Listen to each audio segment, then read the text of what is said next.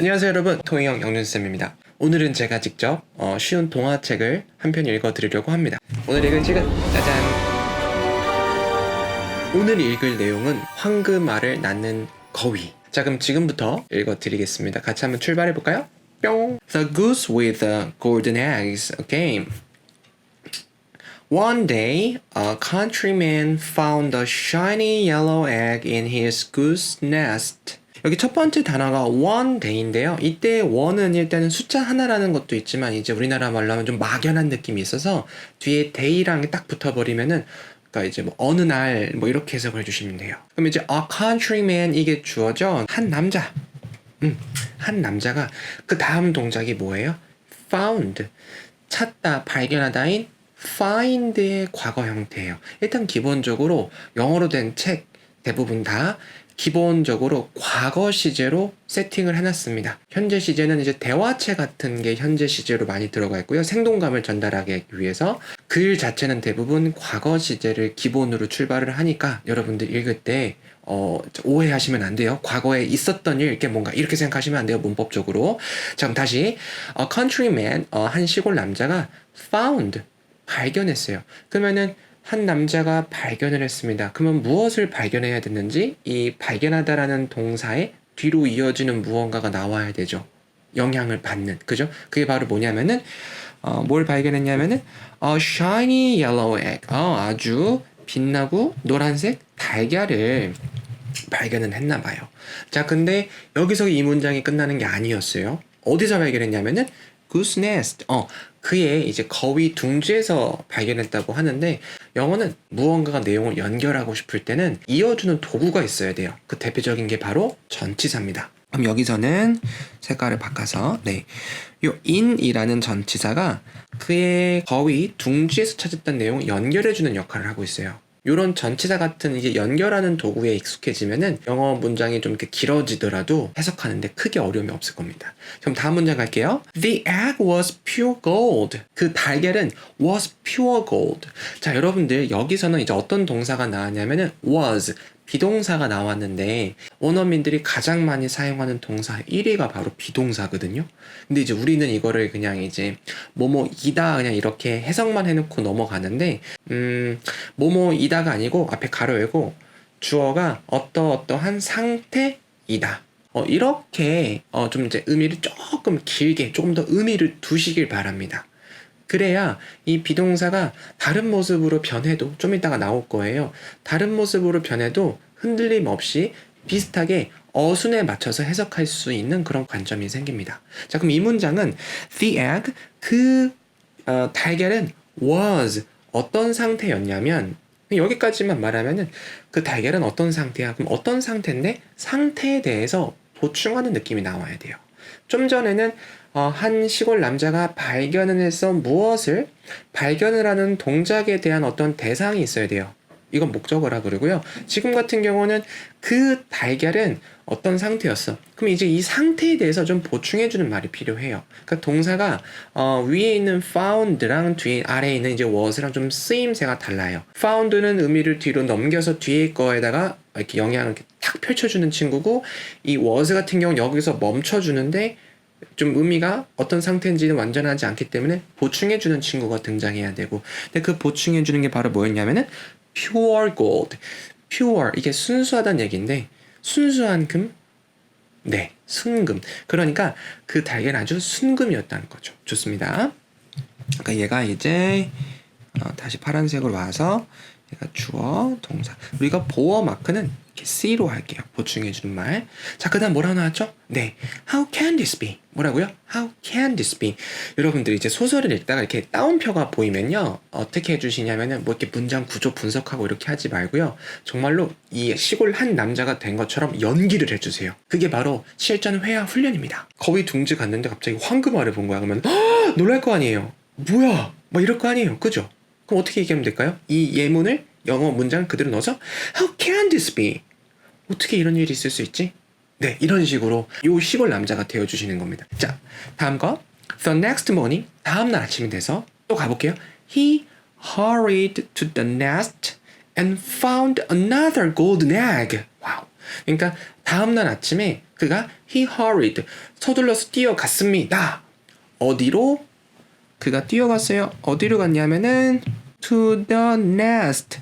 그리고 found 발견했습니다. 뭐를 발견했냐면은 이때 found는 아까 첫 번째 문장처럼 뒤로 또 의미를 넘겨줘야죠. 어떤 another golden egg 또 다른 golden egg 달걀을 또 발견한 거죠. 황금으로 된 요만큼. 딱 첫날 가서 달걀을 보고 너무 놀라서 좋았는데 다음날 갔더니 또 달걀이 있는 거예요. Every morning 매일 아침 the same thing 같은 일이 어떤 일이죠 여러분들? 같은 일이 거위가 황금알을 낳는 거 그게 happened 어떻게? 발생했습니다. 이거 같은 경우는 happen이라는 동사 자체는 그냥 발생했다. 뭐가? 주어가 발생했다. 여기서 끝나는 말입니다. 문장 구조를 보면 첫 번째 find라는 단어는 주어가 발견했다. 무엇을 의미를 이렇게 넘겨줘야 됐고요. 그리고 비동사 같은 경우는 주어는 어떤 상태였다. 보충해주는 말이 필요했고요. 지금과 같은 happen 같은 경우는 주어가 발생했다. 같은 일이 발생했다. 즉 이렇게 동사를 항상 놓여져 있는 대로 어순에 맞춰서 글을 읽어야 된다. 아시겠죠? 자 다음 거 볼게요. The countryman sold them in the market and became rich. 그러니까 그 시골 남자는 sold 팔았어요. 뭘 팔았어요? them 그것들을요. 그것들이 뭐겠어요? 황금으로 된 달걀들이겠죠. 그러니까 이때 them은 우리가 보통 사람으로 그들 그렇게 알고 있는데 그게 아니라 앞에서 있는 사물이 될 수도 있다는 것 절대 까먹지 말고 또 전치사로 연결했네요. in the market 시장에 팔았습니다. 그리고 became rich 어떻게 됐죠? 네, 부자가 됐죠. 여러분들 이때 이 became이 단어를 곰곰이 보시면은 이 단어는 좀 생각을 바꿀게요. 핑크. 이 단어는 비동사에다가 come이라는 게 합쳐졌죠. 그러니까 비동사는 아까 전에 어떤 의미였죠? 어떤 상태이다. come이라는 거는 이제 가다 오다 이렇게 우리가 보통 해석을 많이 하는데 come이라는 단어의 특징은 여러분들이 머릿속으로 목적지를 그리고 있으면 돼요. 여러분들이 어떤 파티를 초대하는 사람이면은 우리 파티 올래? 목적지가 파티니까 초대하는 사람이니까 올래? 이렇게 얘기하게 되는 거고 오는 사람 나 갈게. 목적지가 어디? 파티니까 나는 갈게 이렇게 말할 수 있는 거거든요. 그러니까 come이라는 거는 목적지가 포인트예요. 근데 그 앞에 비동사 어떠한 상태라는 게 결합을 해서 우리나라 말로 바꾸면은 주어는 어떠한 상태이다가 아니고 주어는 어떠한 상태가 되다. 이 앞에 있는 주어는 한 남자, 그 시골 남자죠. 그 남자는 어떠한 상태가 됐냐면 rich, 부자가 되었다 이거죠. 이거를 만약에 그냥 비동사로 쓰면은 the countryman was rich라고 하면은 그 남자는 부자인 상태다. 지금 부자인 거고 그리고 became을 쓰면은 부자가 되어버린 거고요. 어떤 말인 줄 알겠죠? 그러니까 얘도 이제 동사가 reach는 보충해주는 말인 보어가 되는 거예요. 오케이? As he grew rich, he grew greedy. 여러분들 접속사 as는요. as는요. 접속사를 쓰일 때도 있고 이렇게 전치사로 쓰일 때도 있는데 이렇게 뒤에 문장이 나올 때는 접속사로 쓰인 거예요. 뭐로 쓰인 거라고요? 접속사. 이 as가요. 상황에 따라서 어떤 식으로 쓰이냐면 뭐뭐 하면 할수록 뭐뭐 함에 따라 뭐뭐 하면 할수록 이런 식으로 쓰일 때가 있거든요. 지금 바로 요 문장이 딱 그런 문장입니다. 어떻게 해석하는지 한번 볼까요? As he grew rich. 그가 부자가 되면 될수록 그 뒤에 거 he grew greedy. he grew greedy. 그는 어떻게 됐냐면 greedy한 상태가 됐어요. 여러분들 이렇게 책을 읽다가 모르는 단어가 나올 때가 있거든요. 정말 모르겠으면 아예 아무런 정보가 없으면 찾아보는 게 맞는데요. 지금 같은 경우는 이제 맥락의 흐름상 우리가 부자가 되면 될수록 어떻게 돼요? 겸손해져요? 아니면 욕심이 많아져요? 네, 물론 이제 겸손해지시는 분들도 있겠지만 욕심이 많아지는 경우가 많잖아요. 그럼 이때 greedy는 욕심이 많은 이라는 의미예요. 이렇게 내가 먼저 생각을 한번 먼저 이렇게 발자취를 내놓고 그런 다음에 내가 생각해 놓은 게 맞는지 안 맞는지를 확인하기 위해서 사전을 찾아보면은 사고하는 능력도 아주 발달을 하고 단어 암기가 잘 이루어져서 쉽게 까먹지가 않게 돼요. 이게 바로 책을 읽으면서 모르는 단어가 나왔을 때 대처하는 가장 좋은 방법입니다. 아시겠죠?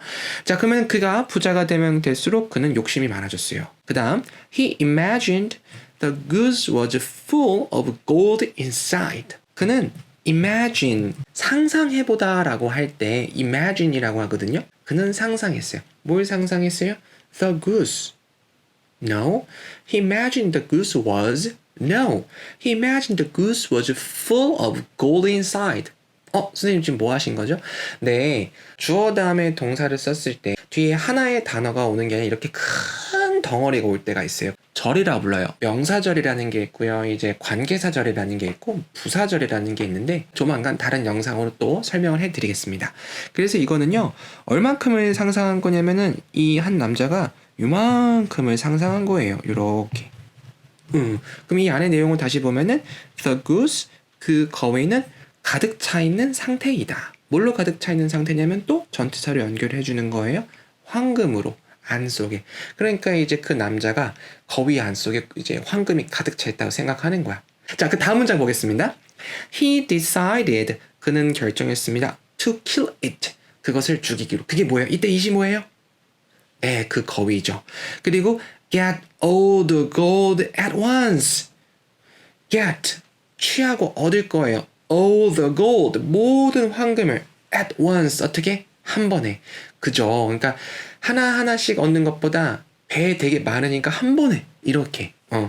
참 결과가 어떨지 모르겠습니다. But when he cut it open, he found nothing. 네, when 뭐뭐 할 때 그가 오픈은 여는 거고 it은 뭐겠어요? 네, 그 불쌍한 거위죠. 그가 cut 했어요. 여기서 이제 가르다겠죠. 그러니까 거위의 배를 이렇게 갈라서 오픈 열어보니까 he found 봤어요? Nothing. 아무것도 없다는 거예요. 다음 문장. And his precious goose was died. 그의 precious goose. 그러면 이 precious라는 단어도 처음 봤다고 가정해보면은 요 precious 이것도 어떤 뉘앙스예요? 황금알을 낳는 거위가 여러분들 어떻습니까? 나한테 아주 매우 중요하고 소중하죠? 네. 그러니까 그의 소중한 his precious goose was died. 어떻게? 네. 바로 죽었다라는 표현입니다. 오케이. 자, 그래서 오늘 읽은 이 황금알을 낳는 거위의 교훈은 바로 맨 마지막 밑에 문장 볼게요. Much want more and loses all.